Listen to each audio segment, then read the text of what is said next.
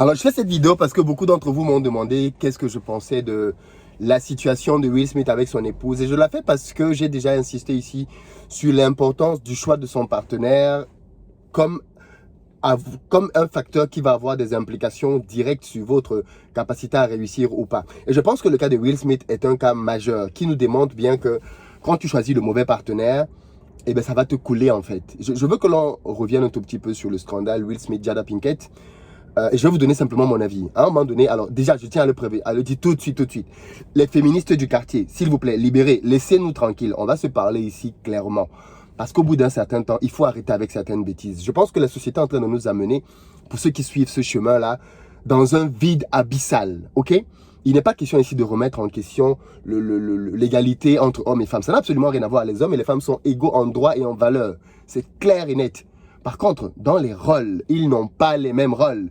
D'ailleurs, ceux et celles qui passent leur temps à dire que tout ce qu'un homme fait, une femme peut le faire, c'est toujours drôle de voir à quel point la réalité peut vous rattraper dans vos absurdités.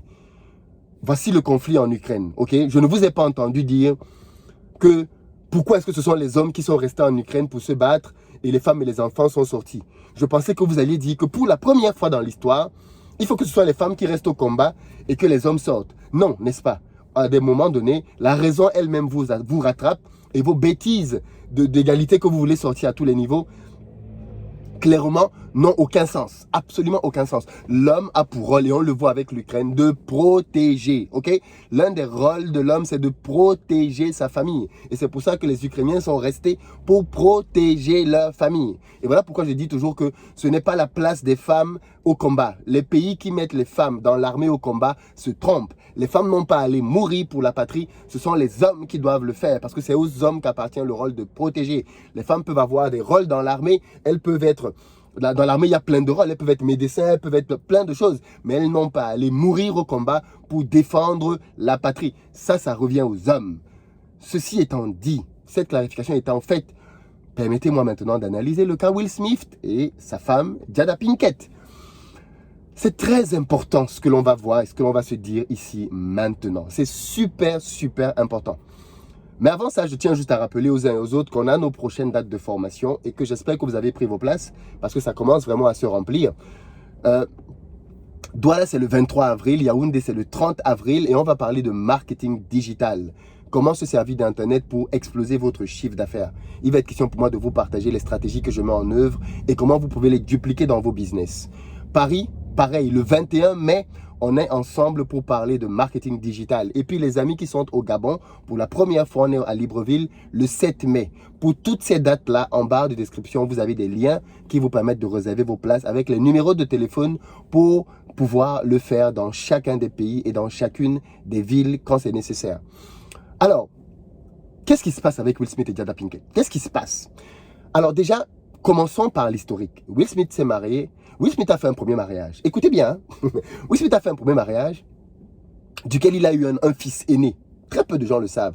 Will Smith a un fils aîné qui ne lui parlait pas pendant des années, qui était très fâché avec Will Smith. Et il n'y a que très récemment qui se sont réconciliés. Pourquoi?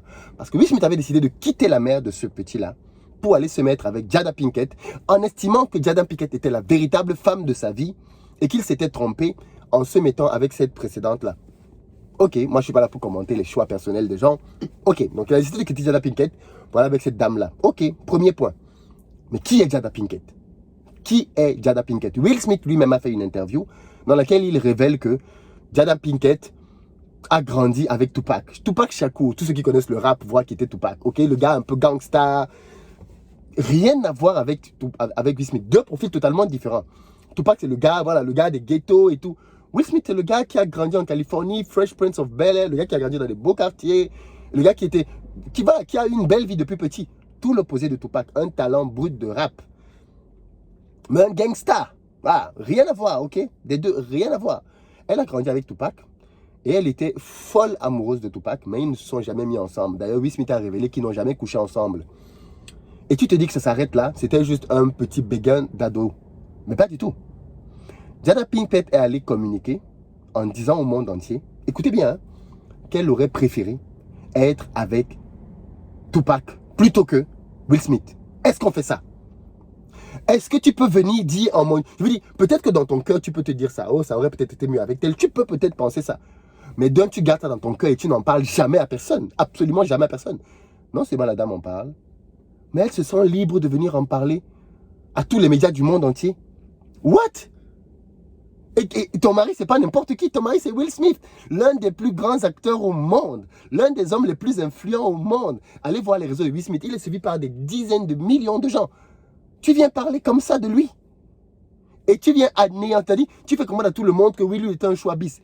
Mais lui, il a fait de toi son choix numéro 1.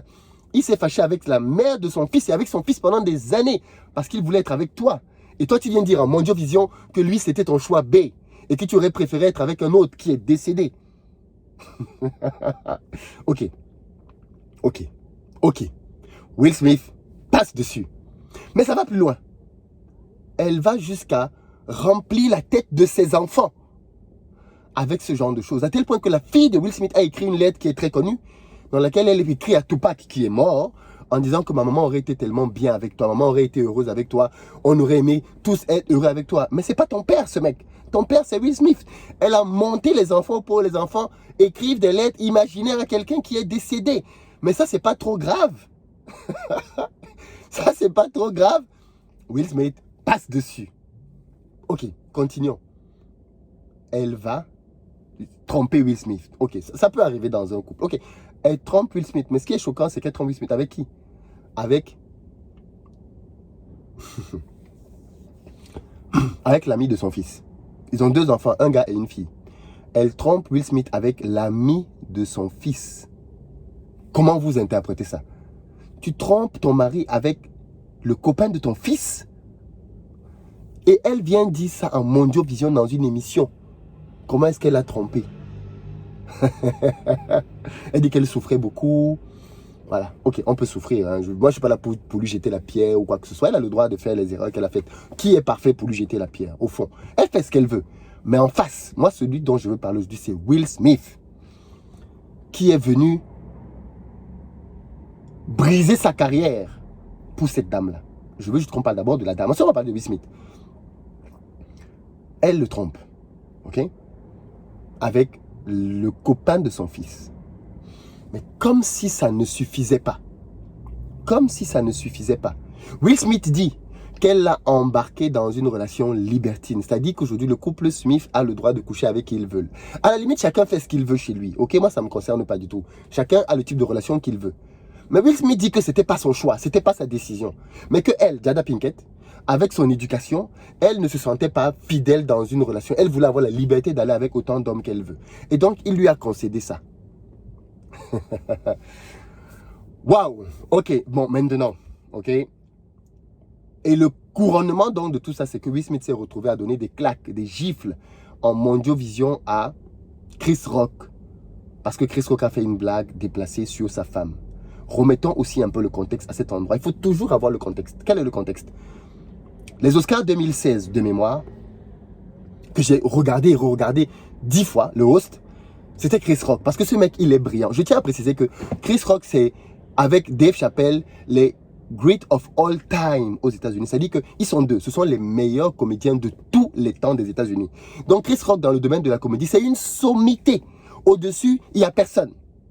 Donc, c'est un peu comme si c'était le Michael Jordan du basket. Chris Rock, c'est le great of all time. C'est le plus grand comédien. Ils sont 2, avec Dave Chappelle. Ce sont les 2 plus grands comédiens de tous les temps des États-Unis. Donc, ce mec-là, c'est une sommité dans son domaine. Il a fait les Oscars en 2016. Je dis que moi, j'ai déjà écouté cette bande au moins 50 fois. Tellement c'était drôle, et tellement c'était bien amené les blagues. Et en 2016, il fait des blagues sur tout le monde. Et il a fait une blague sur Will Smith et sa femme. Et il avait dit ceci sur Will Smith. Ce n'est pas normal. Alors, en 2016, il y avait eu No Black Nominee. C'est-à-dire qu'il n'y avait pas eu de noirs qui étaient nominés aux Oscars. Et il avait dit que, très brillamment, il avait dit que pourquoi est-ce que, il a dit que ce n'était pas la première fois qu'il n'y ait pas eu de noirs nominés aux Oscars. On est quand même dans quasiment les 90e, je ne sais pas quantième Oscars. Et il a dit que pendant longtemps, les noirs n'étaient pas nominés. Dans les années 50, 60, quand... Et il dit que les noirs ne protestaient pas du fait de ne pas être nominés aux Oscars. Pourquoi? Parce qu'ils avaient de véritables problèmes à l'époque. Les noirs se préoccupaient. Ils n'avaient pas le temps de venir se battre du fait de ne pas être aux Oscars. Tu n'as pas le temps de venir te battre aux Oscars quand ta grand-mère se fait lyncher, je veux dire, et il explique qu'en fait les Noirs avaient de véritables problèmes, que si aujourd'hui les Noirs se retrouvent à se battre pour être aux Oscars, ça signifie qu'ils ont laissé tomber les vrais problèmes de leur communauté pour venir se battre pour ce genre de bêtises. Et il a donc pris le cas Will Smith en particulier. Il a dit Will Smith, c'est pas normal qu'il n'ait pas été invité parce qu'il a eu de bons films et ce n'est pas compréhensible. Par contre, il a donc piqué Will Smith en disant que ce n'est pas non plus compréhensible que Will Smith ait gagné, je crois, 20 millions de dollars avec le film Wild Wild West.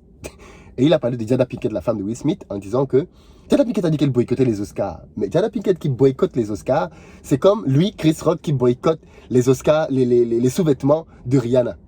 Il n'a pas été invité. La blague avait fait rire tout le monde. Et donc, cette fois-ci, il est encore dans les Oscars, mais pour présenter une partie. Je crois qu'il devait présenter le meilleur documentaire. Et donc, pour faire sa présentation, il a fait plusieurs blagues qu'on n'a pas montrées. Et il est arrivé autour de Smith et il a encore fait une blague, cette fois-là, sur Jada Pinkett. Et il a fait une blague sur ses cheveux parce que Jada Pinkett a de l'alopécie. Je ne sais pas s'il le savait ou pas, mais il a mentionné le fait que Jada Pinkett était éligible pour G.I. Jane 2. C'était un film que vous avez vu, je sais pas, je me rappelle plus de l'actrice, c'était Kim Basinger, mais une célèbre actrice américaine qui avait joué un film demi-mot, bref, dans lequel elle s'était fait raser les cheveux pour entrer dans l'armée, pour montrer, féminisme encore, que les femmes peuvent faire ce que les hommes font dans l'armée. Du coup, ce film-là avait eu beaucoup de succès, et donc il a dit que comme elle a les cheveux courts, elle peut postuler pour la version 2 de ce film-là. La blague a fait rire tout le monde dans la salle, je dis bien tout le monde, y compris Will Smith en a rigolé, les images sont là. La seule personne qui n'a pas rigolé, c'est Jada Pinkett. Will Smith a regardé sa femme et quand il a vu que sa femme ne rigolait pas, comme un homme téléguidé, il s'est levé et il a décidé de venir gifler sur scène Chris Rock. Je tiens à dire ici ce que personne ne dit. Bravo Chris Rock, parce que Chris Rock is a real man. C'est un vrai homme. Un homme, c'est quelqu'un qui ne se laisse pas submerger par ses émotions. Et Chris Rock, c'est un vrai homme et un homme viril. Je vous rappelle que Chris Rock aurait pu répondre à Will Smith. Il aurait pu lui faire des blagues. Regardez tout ce que je viens de vous dire là. Ceux qui sont aux États-Unis savent encore plus de dossiers sur Will Smith. Il aurait pu l'attaquer verbalement. Il aurait même pu répondre physiquement. Chris Rock a eu une réponse classe, comme jamais vous n'allez en voir. Qu'est-ce que Chris Rock a dit? Chris Rock a simplement dit « Waouh, je viens de me faire démonter la mâchoire en public par Will Smith. » À tel point que tout le monde a même pensé que c'était un coup monté entre les deux. Il a continué en disant « Vous venez d'assister au plus grand moment de télévision de toute l'histoire. » Will Smith est allé s'asseoir et il a commencé à lui crier dessous. Enlève le nom de ma femme, de ta F-mouth. Et là, les gens ont compris qu'en fait, c'était pas une blague. Il a vraiment giflé Chris Rock sur la scène, devant tout ce monde. Et Chris Rock a réagi de manière aussi classe. Chris Rock, c'est un vrai. C'est un vrai. Et je tiens à le dire ici parce que tout le monde ne parle que de Will Smith et personne ne souligne la classe de Chris Rock. Il aurait pu réagir tellement différemment. Il a choisi de rester dans la douceur et de rester dans son rôle de maître de cérémonie. Conséquence, son spectacle actuel a explosé en termes de sollicitation. Les places sont passées de 50 € à parfois 50 $ à 700 $ pour aller assister à son spectacle. Toutes ces dates sont pleines. Parce qu'il a eu la bonne attitude.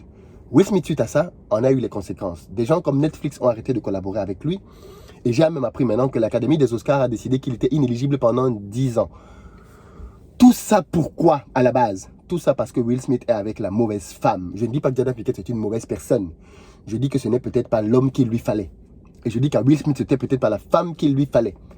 Regardez les conséquences dans sa vie de famille, dans sa vie professionnelle. Tout ce que Will Smith a bâti depuis toutes ces années. Qui ne connaît pas Will Smith? Qui n'aime pas Will Smith? Le prince de Bel-Air. Qui? Mais regardez comment est-ce que, année après année, cette relation avec cette dame a continué de le ronger de l'intérieur, à tel point qu'il a pensé que pour la défendre, il fallait qu'il vienne gifler quelqu'un sur scène. Je tiens à le dire ici, être un homme, un vrai, la virilité n'a absolument rien à voir avec le fait de frapper les gens.